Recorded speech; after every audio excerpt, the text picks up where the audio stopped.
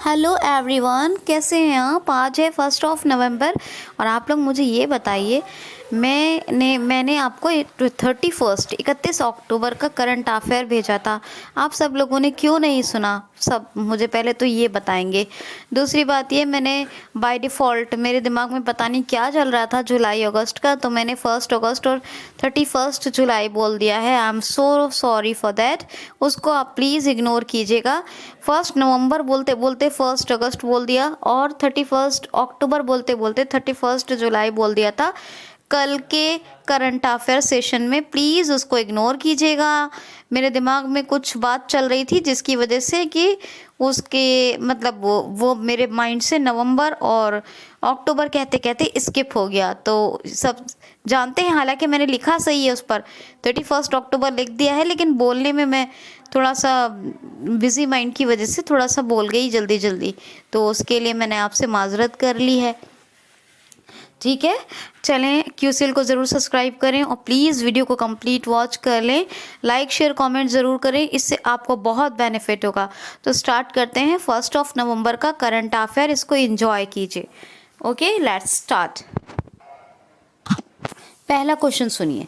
हाल ही में अभी राष्ट्रीय एकता दिवस कब मनाया गया है? तो अभी ये मनाया गया है 31 अक्टूबर को, यानी कल 31 अक्टूबर को मनाया जाता है राष्ट्रीय एकता दिवस के रूप में या उपलक्ष्य में।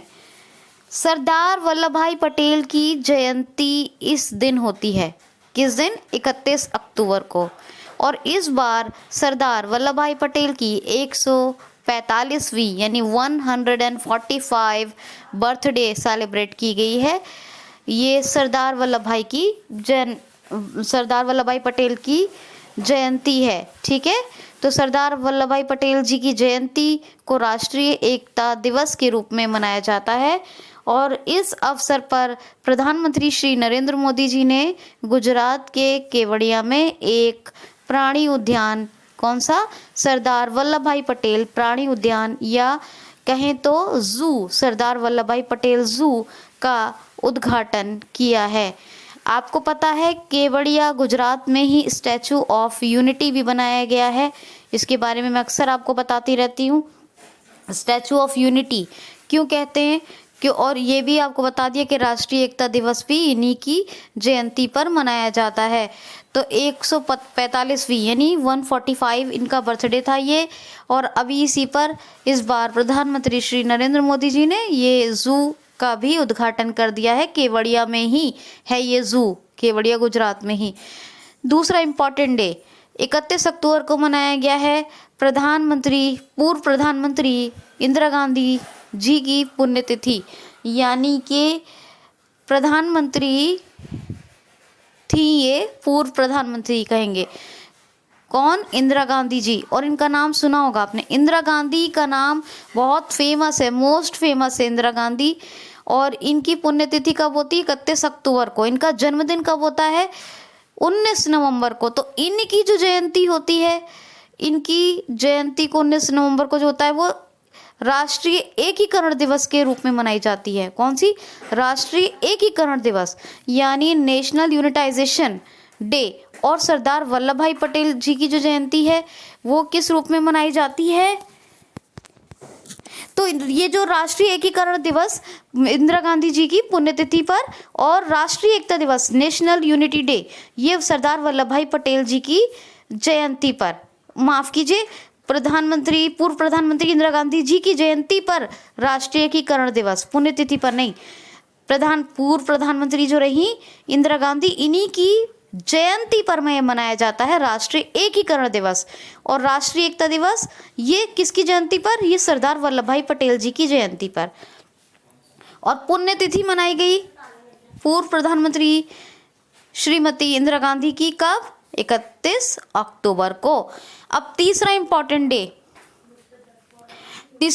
डे मनाया गया है, कौन सा? वर्ल्ड सिटीज डे, यानी कि वैश्विक शहरीकरण का अंतर्राष्ट्रीय दिवस, वर्ल्ड सिटीज डे। अब ये भी 31 अक्टूबर को मनाया जाता है। इसमें क्या होता है कि इसमें ये होता है कि जो शहरीकरण की चुनौतियां हैं उनको उनको मतलब उन चुनौतियों को समझने और उन चुनौतियों पर काम करने के लिए, और एक पूरे के पूरे समुदाय को शहरीकरण की तरफ आकर्षित करने, उनकी रुचि बढ़ाने के लिए मनाया जाता है।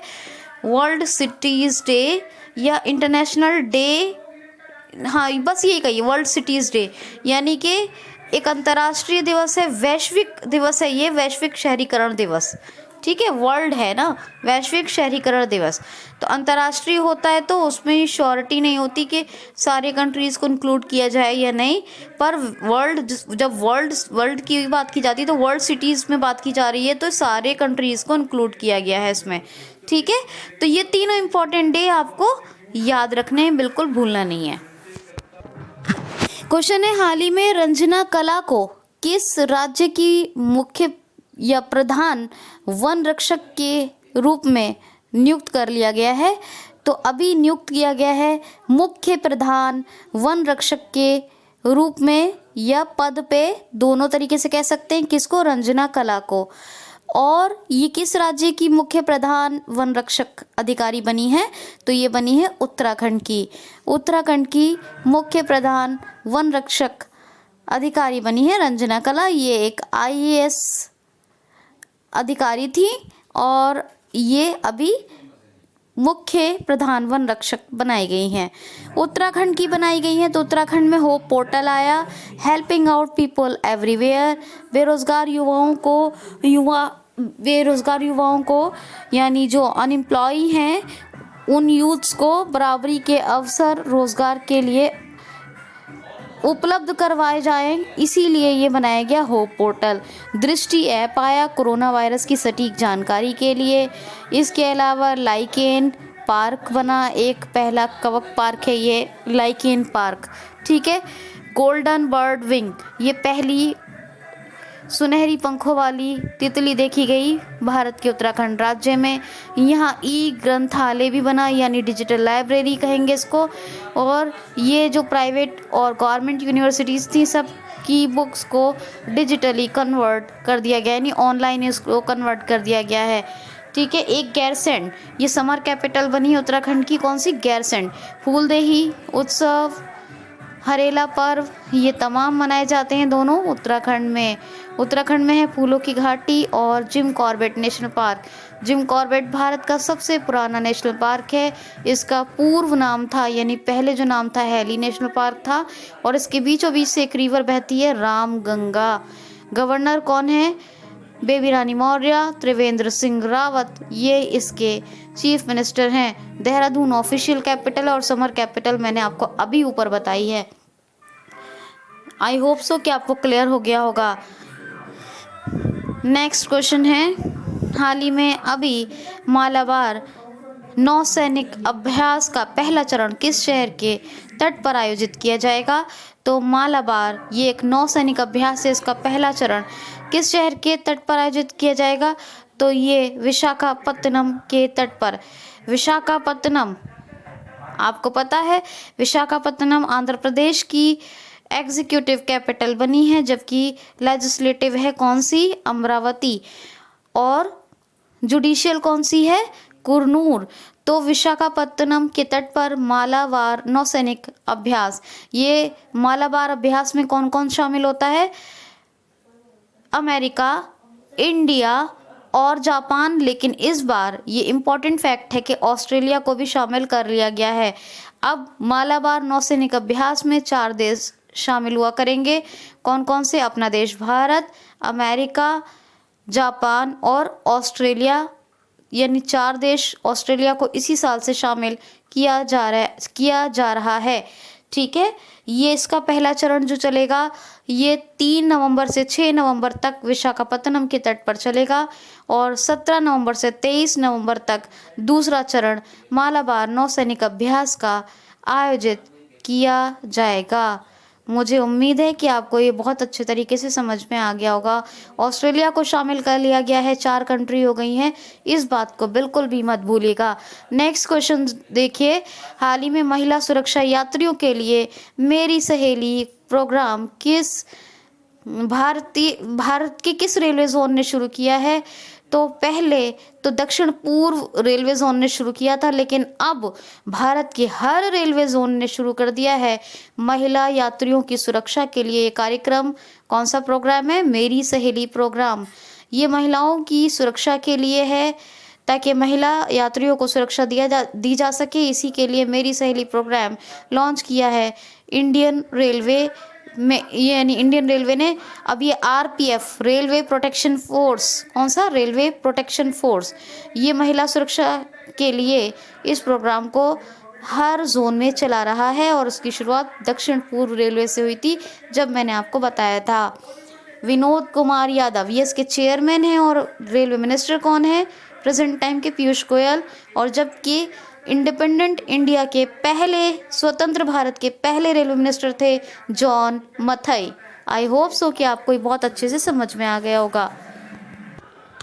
आपको दो इम्पॉर्टेंट फैक्टर बताती हूँ उत्तराखंड के। एक स्मृति फॉरेस्ट, कौन सा? स्मृति वन, ये भी उत्तराखंड में बनाए गए हैं, ये भी याद रखिएगा, स्मृति फॉरेस्ट। और एक तो हमेशा इनिशिएटिव भी बताती हूँ, जो अभी नहीं बताया मैंने आपको, बता रही हूँ, waste to energy, waste to energy initiative यानी पहल, ये भी उत्तराखंड में। ये हर बार बताती हूँ आपको, ये अभी भी फिर से बताया मैंने आपको, ये भी आप याद रखेंगे। अब नेक्स्ट क्वेश्चन सुनिए। हाल ही में चीन दुनिया का सबसे सर्वाधिक ऊंचाई वाला क्लाउड कंप्यूटिंग सेंटर किस क्षेत्र में बना रहा है? हाल ही में चीन विश्व की सर्वाधिक ऊंचाई वाला क्लाउड कंप्यूटिंग डेटा सेंटर किस रीजन यानी क्षेत्र में बना रहा है? तो चीन दुनिया की सबसे ज़्यादा ऊंचाई वाला यानी सर्वाधिक ऊंचाई वाला क्लाउड कंप्यूटिंग डाटा सेंटर बना रहा है, और ये बना रहा है तिब्बत में। ये सबके काम आएगा, जैसे कि मतलब सबके मतलब एग्जाम्पल एशियन कंट्रीज़ जैसे कि बांग्लादेश, नेपाल, पाकिस्तान और वगैरह वगैरह बहुत सारे देशों के ये काम आएगा। तो इसके लिए चीन एक दुनिया की सबसे ज़्यादा ऊंचाई वाला क्लाउड कंप्यूटिंग डेटा सेंटर बना रहा है तिब्बत में। आप ये बात याद रखेंगे, ठीक है? मुझे उम्मीद है कि आपको ये बात याद रहेगी। मुझे अच्छा एक क्वेश्चन देखिए, इसको देख लीजिए। किस राज्य ने अभी इलेक्ट्रिक वाहन यानी इलेक्ट्रिक व्हीकल्स पॉलिसी, इलेक्ट्रिक वाहन नीति लॉन्च की है? हाल ही में किस राज्य ने अभी इलेक्ट्रिक व्हीकल पॉलिसी या कहेंगे इलेक्ट्रिक वाहन नीति शुरू की है? तो तेलंगाना ने। आपको बताया था जब दिल्ली ने इलेक्ट्रिक व्हीकल पॉलिसी शुरू की थी, गुजरात ने भी इलेक्ट्रिक व्हीकल पॉलिसी लॉन्च की थी, यानी दिल्ली और गुजरात लॉन्च कर चुके हैं। और अब इलेक्ट्रिक व्हीकल पॉलिसी को लॉन्च किया है तेलंगाना ने। किसने? तेलंगाना। अब ये है क्या इलेक्ट्रिक व्हीकल पॉलिसी? तो ना तो इसमें कोई रजिस्ट्रेशन चार्ज लिया जाएगा इलेक्ट्रिक व्हीकल के ख़रीदने पर, यानी कोई भी आप इलेक्ट्रिक वाहन ख़रीदेंगे तो, और ना ही इस पे रोड टैक्स लगेगा। किसी भी इलेक्ट्रिक वाहन जब चलाते हैं तो रोड टैक्स देना पड़ता है, लेकिन इलेक्ट्रिक व्हीकल को चलाने पर कोई रोड टैक्स भी देना नहीं पड़ेगा, रजिस्ट्रेशन चार्ज भी नहीं देना होगा। तो यही है इलेक्ट्रिक व्हीकल पॉलिसी या इलेक्ट्रिक वाहन नीति हिंदी में कहें तो, और ये तेलंगाना सरकार ने शुरू की है। कंवल, अमराबाद ये टाइगर रिजर्व हैं। Kasu Brahmananda Reddy national park, Mahavir Harinavasthali national park और मृदावणी नेशनल पार्क ये तेलंगाना में है सब के सब। साई बहर ये एक महिला सुरक्षा के लिए अभियान तेलंगाना सरकार और पुलिस ने शुरू किया था। कैपिटल क्या है तेलंगाना की? हैदराबाद, जिसको हैदराबाद को यूनेस्को ने क्रिएटिव सिटी ऑफ गैस्ट्रोनॉमी यानी पाक कला का शहर घोषित किया है। अब तेलंगाना की बात है तो डॉक्टर के चंद्रशेखर राव ये चीफ मिनिस्टर हैं तेलंगाना के, और इन्होंने एक धरणी नाम का पोर्टल भी लॉन्च किया है, जो कल मैंने 31 अक्टूबर के क्वेश्चन में बताया है। धरणी नाम का पोर्टल क्या है? इस पे संपत्ति और भूमि का रजिस्ट्रेशन संबंधित जितने भी काम होंगे वो किया जाएंगे, तमाम के तमाम इस धरनी पोर्टल पर। और गवर्नर कौन है तेलंगाना की? तो डॉक्टर तमिलसाई सौंदरराजन। आगे चलते हैं। क्वेश्चन है, हाल ही में भारत का पहला टायर पार्क कहाँ स्थापित किया जाएगा? हाल ही में भारत का पहला टायर पार्क, टायर समझते हैं ना, भारत का पहला टायर पार्क कहाँ बनाया जा रहा है? तो वेस्ट बंगाल में। वेस्ट बंगाल के बारे में कल भी मैंने आपको 31 अक्टूबर के करंट अफेयर में बताया था। जितनी भी वेस्ट चीज़ें होती हैं, वेस्ट टायर होते हैं, उनसे कुछ क्रिएटिव चीज़ें बनाई जाएंगी, जिससे कि इंडिया का फर्स्ट टायर पार्क क्रिएट किया जा रहा है। कहाँ? वेस्ट बंगाल में। वेस्ट बंगाल की कैपिटल कोलकाता है और हुगली नदी के तट पर है। ममता बनर्जी चीफ मिनिस्टर हैं, जगदीप धनखड़ गवर्नर हैं। स्नेहर पोरोश योजना, मातृ समष्टि योजना और प्रोचेष्टा योजना, ये तीनों स्कीम्स यानी योजनाएं शुरू हुई वेस्ट बंगाल में। संधाने ऐप, एग्जिट ऐप और सेल्फ स्कैन ऐप, ये तीनों एप्लीकेशंस आए, ये लॉन्च हुए वेस्ट बंगाल में।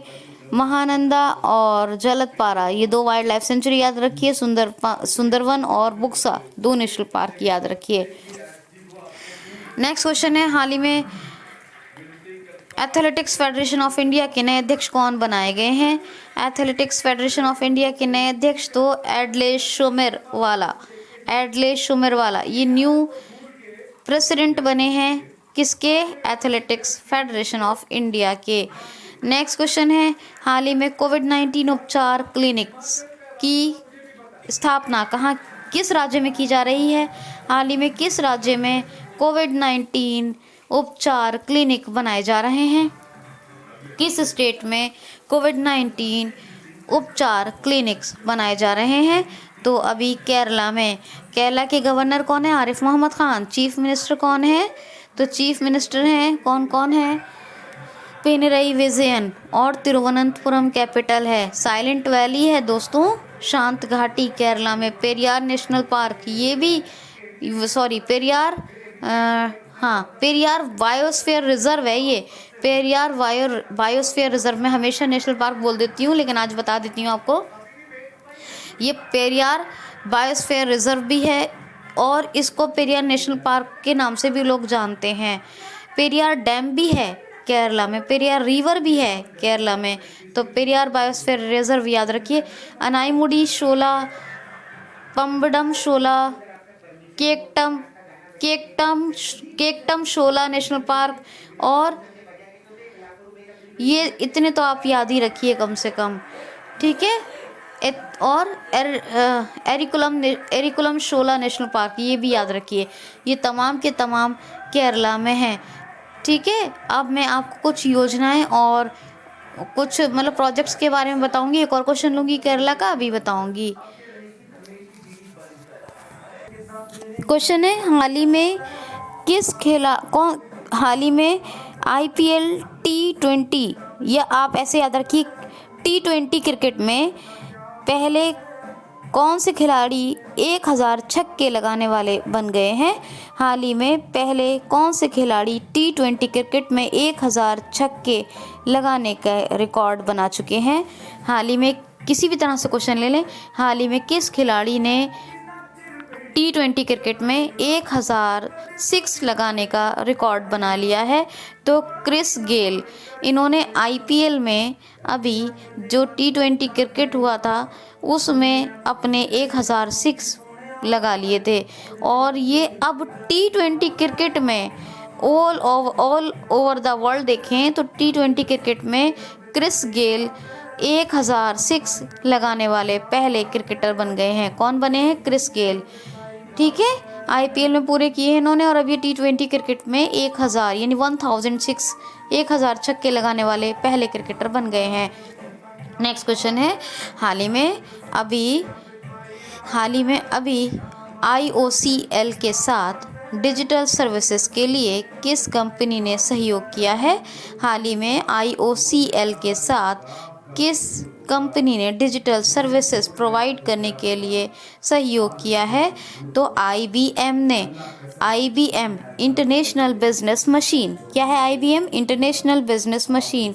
ये एक न्यूयॉर्क की कंपनी है, 1911 में बनी थी और इसके CEO हैं अरविंद कृष्णा। कौन है CEO? अरविंद कृष्णा।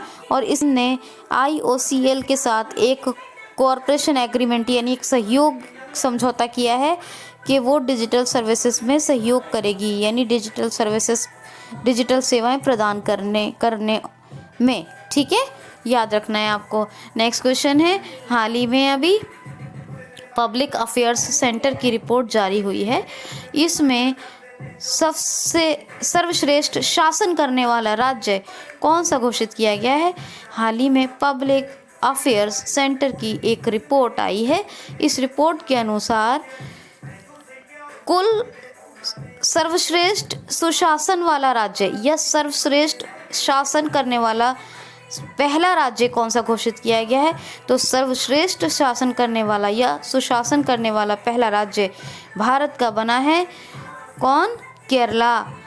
सबसे बेहतरीन शासन चल रहा है केरला में। सबसे बेहतरीन शासन करने वाला स्टेट घोषित किया गया है पूरी दुनिया भर में केरला को, मतलब इंडिया के राज्यों में, इंडिया के स्टेट की बात हो रही है। ठीक है, अब ये जो पब्लिक अफेयर्स सेंटर है इसकी ये रिपोर्ट है और इसके मुताबिक ये जो रिपोर्ट आती है यही होता है कि किस राज्य में सबसे बेहतर शासन चल रहा है। तो सबसे बेहतर, सबसे अच्छा, सर्वश्रेष्ठ शासन जो चल रहा है वो कौन सा राज्य है? उसमें नंबर 1 पे है तो केरला सर्वश्रेष्ठ शासन चलाने वाला राज्य है। नंबर 1 या टॉप या कुछ भी कहिए, सर्वश्रेष्ठ तो कौन सा है? केरला। सबसे खराब शासन करने वाला कौन सा राज्य है? तो उत्तर प्रदेश। सबसे खराब शासन जो चल रहा है वो उत्तर प्रदेश में चल रहा है और सबसे अच्छा शासन यानी सबसे सर्वश्रेष्ठ शासन जो चलाया जा रहा है वो केरला में चल रहा है। और ये रिपोर्ट किसकी है? पब्लिक अफेयर्स सेंटर की। इंडिया के स्टेट में 2 याद रखने हैं आपको, ठीक है, क्योंकि इंडिया के ही लिए ये रिपोर्ट आई है। तो नंबर 1 पे टॉप जो रूल स्टेट है वो कौन सा है जिसने जो अच्छा शासन चला रहा है? वो केरला है और सबसे खराब यूपी है, उत्तर प्रदेश।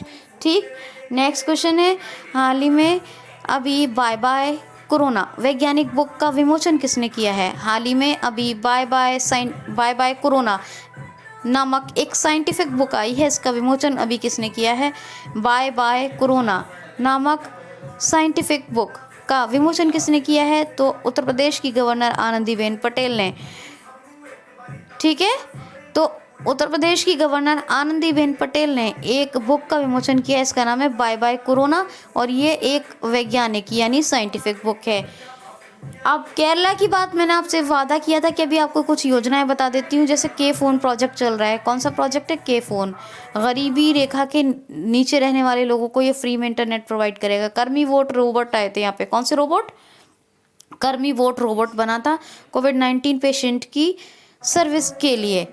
ओके, और यहाँ ब्रेक द चेन कार्टून अभियान आया था और एक शुरू हुआ था कौन सा? रैपिड टेस्टिंग के लिए तिरंगा पहल। कौन सी? रैपिड टेस्टिंग के लिए तिरंगा पहल।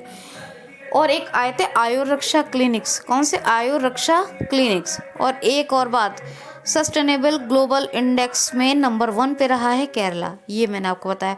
उत्तर प्रदेश के भी मैंने फैक्ट्स आपको रोज़ ही बताती हूँ, तो वहाँ से उत्तर प्रदेश के आप रिवाइज कर लीजिए। मुझे उम्मीद है कि आपको कोई मसला नहीं होगा, आप रिवाइज कर लेंगे। ठीक है, ओके, नेक्स्ट क्वेश्चन सुनिए। हाल ही में अभी टाटा ग्रुप ने किस राज्य में 5,000 करोड़ रुपए का निवेश करने की घोषणा की है? हाल ही में किस राज्य में टाटा ग्रुप ने, टाटा समूह यानी टाटा समूह ने 5,000 करोड़ का इन्वेस्टमेंट करने की घोषणा की है? तो तमिलनाडु में। टाटा ग्रुप ने कहा है कि तमिलनाडु में 5,000 करोड़ रुपए का निवेश करेगा, जिससे कि रोज़गार की जो अब मतलब अपॉर्चुनिटीज़ हैं, जॉब्स अपॉर्चुनिटीज़, रोज़गार के जो अवसर हैं उनमें बढ़ोतरी होगी। तमिलनाडु में आपको कल ही बताया था कि जो BLLB जो भी अपनी मतलब एक मिनट, हाँ एक वो आया था परसों, बताया था ये वो फैक्ट मैंने आपको कि तमिलनाडु में एक युवा अधिवक्ता कल्याण कोष की स्थापना की जा रही है। युवा अधिवक्ता कल्याण कोष। इसमें क्या होगा कि जो लॉ की पढ़ाई करके निकलेंगे, जब तक वो प्रैक्टिस करेंगे 2 साल तक, उनको 3,000 रुपये की मंथली स्कॉलरशिप दी जाएगी। और आपको बताया था कि यंगस्टर्स के लिए एक चिकित्सा पढ़ाई के लिए, किसके लिए? चिकित्सा की पढ़ाई के लिए, मेडिकल स्टडी के लिए उन्हें 7.5% का आरक्षण मिलेगा। जो सरकारी कॉलेजेस हैं उनमें 7.5% सीट्स उनके लिए रिजर्व होंगी। तमिलनाडु इंडिया में फ़िश प्रोडक्शन में नंबर 1 पे है। तमिलनाडु बाजार कर्ज में नंबर 1 पे है। आरबीआई की रिपोर्ट के मुताबिक, रिजर्व बैंक ऑफ इंडिया की रिपोर्ट आई थी। और तमिलनाडु में भारत का पहला हल्दी अनुसंधान संस्थान बन रहा है। तमिलनाडु में ही कोविड-19 संदिग्ध वार्ड बनाए गए हैं। और मैंने आपको बताया कि कोविड-19 संदिग्ध वार्ड क्या हैं। तमिलनाडु की कैपिटल चेन्नई है। एडापड्डी के पलानीस्वामी चीफ मिनिस्टर हैं, बनवारी लाल पुरोहित हैं। और लास्ट क्वेश्चन है, हाल ही में IIFP life time achievement award से मरण उपरांत किसको सम्मानित किया गया है? हाल ही में IIFP life time achievement award से मरण उपरांत किसको सम्मानित किया गया है? तो ओमपुरी को। ओमपुरी की आवाज़ भी सबने सुनी होगी, और ये ओमपुरी को जानते होंगे सब, या ओमपुरी के बारे में कुछ ना कुछ उन्होंने सुना होगा, फिल्मों में पढ़ा होगा, कुछ भी। ओमपुरी का नाम फेमस है। तो ओमपुरी, इन्हीं को मरण उपरांत यानी मृत्यु के बाद IIFP life time achievement award से सम्मानित किया गया है। IIFP India international film of the poster, India international films of the poster, इसी का लाइफ टाइम अचीवमेंट अवार्ड मरण उपरांत ओमपुरी को मिला है, जो अब नहीं है, लेकिन उनकी पत्नी नंदिता पुरी। कौन? नंदिता पुरी। तो ये ओमपुरी की वाइफ है नंदिता पुरी। इन्होंने ही ये IIFP life time achievement award Om Puri के लिए मरणोपरांत ग्रहण किया है। कैसा लगा आपको करंट अफेयर ज़रूर बताइएगा। अपना ख्याल रखिए, खुश रहिए, कमेंट्स कीजिए, लाइक शेयर कीजिए, सब्सक्रिप्शन में सपोर्ट कीजिए। आज के लिए इतना ही दोस्तों। Thanks for watching, take care of yourself, thanks for watching.